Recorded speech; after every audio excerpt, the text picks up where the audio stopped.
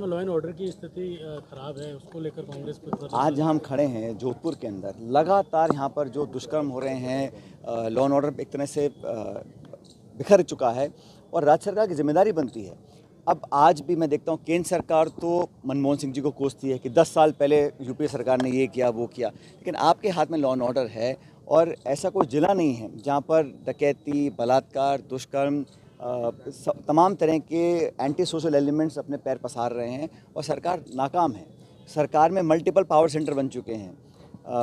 किसी को मालूम नहीं कि कोई मंत्री कैबिनेट में है कि नहीं है। संगठन कुछ बोलता है, सरकार कुछ बोलती है, सरकार में 3 लोग अलग बातें बोलते हैं। तो एक जो बिखराव है बहुत जल्दी हो गया। आमतौर पर 3-4 साल के बाद एक खिंचाव होता है सरकारों के अंदर, लेकिन यहाँ मैं देख रहा हूँ कि बहुत शुरुआत में ही अलग अलग सत्ता के केंद्र बन गए हैं। उसका नुकसान लोगों को होता है। जो नीति निर्माण होती है, गवर्नेंस होती है, ग्रामीण क्षेत्रों में विकास बिल्कुल ठप पड़ा है। जिनके वर्क ऑर्डर हम देख गए थे उन कामों को भी नहीं करा पा रहे हैं। तो मिसमैनेजमेंट भी है और मुझे लग रहा है कि भारतीय जनता पार्टी से लोग बहुत जल्द उनका मन उठ चुका है।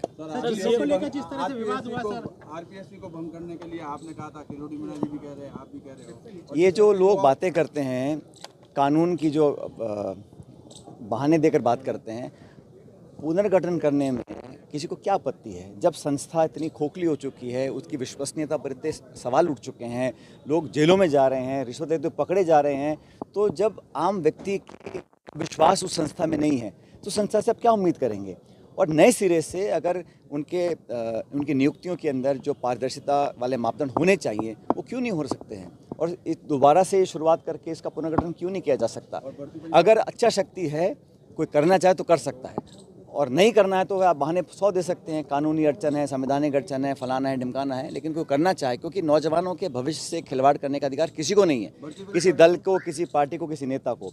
और जो नियुक्ति के मापदंड होते हैं उसको स्पष्ट किया जाना चाहिए और ऐसे बनाए जाएं ताकि भविष्य में इस प्रकार की संभावना खत्म हो जाए।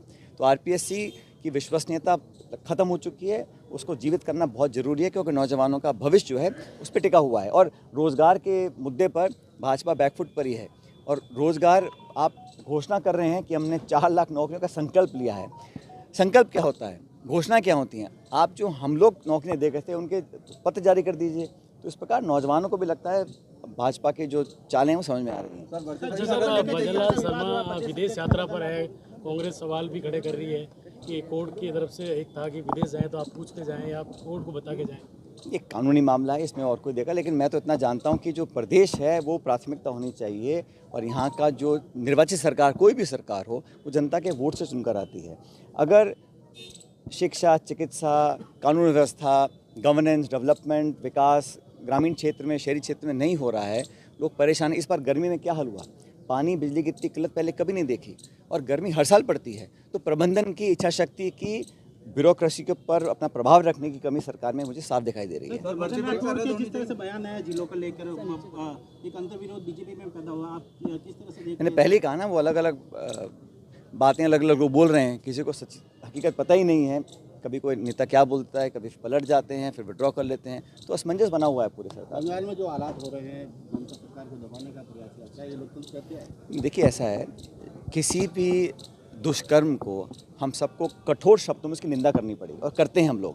किसी सरकार हो, कोई शासन प्रशासन हो, लेकिन बच्चियों के साथ बलात्कार हो रहा है और जिस बर्बरता से किया गया उसको कौन सही मान सकता है? मैं तो कहता हूँ उस पर उचित कार्रवाई होनी चाहिए। सुप्रीम कोर्ट ने उस पर संज्ञान लिया है, सीबीआई जांच कर रही है, राज्य सरकार भी कर रही है, मिलकर उसका समाधान हो, ताकि भविष्य में इस प्रकार की घटनाएं अगर होती रहेंगी तो सभ्य समाज के लिए बहुत ही खतरे की घंटी है और ऐसा होना नहीं चाहिए। किसी भी देश प्रदेश में कहीं पर भी नहीं होना चाहिए। सर, ऑडियो टेपिंग मामले में राज्य सरकार ने सुप्रीम कोर्ट में अर्जी देते हुए केस वापस लिया है सर, जांच को लेकर क्या कुछ कहेंगे सर? आप क्या तो सरकार बताए कि उन्होंने क्यों किया, किस लिए किया है। सचिन